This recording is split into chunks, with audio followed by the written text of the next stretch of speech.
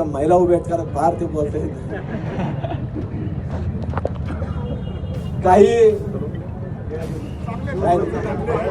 काही बसणार लोक ज्यावेळेस सांगत होते की शेवट पहा, शेवट पहा, त्या चित्रपटाला शेवट पहा म्हणायचे.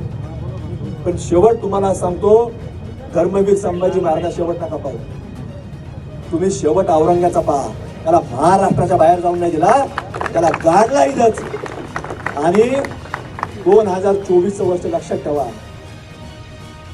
त्या कच्चर लोकांना लक्षात ठेवलं पाहिजे की जिथं तुमचा देव औरंगा गाडलाय त्या जिल्ह्याचं नाव सुद्धा छत्रपती संभाजीनगर ते 2024 मध्ये आलेलं आहे.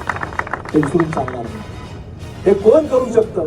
हे जे खरे छत्रपती शिवाजी महाराजांच्या विचाराचे लोक आहेत, जे खरे धर्मवीर संभाजी महाराजांच्या विचाराचे लोक आहेत, तेच तुम्हाला सांगतोय धाडस त्या महाराष्ट्रामध्ये आणि देशामध्ये करू शकतात. आणि म्हणून यात झालेला आहे.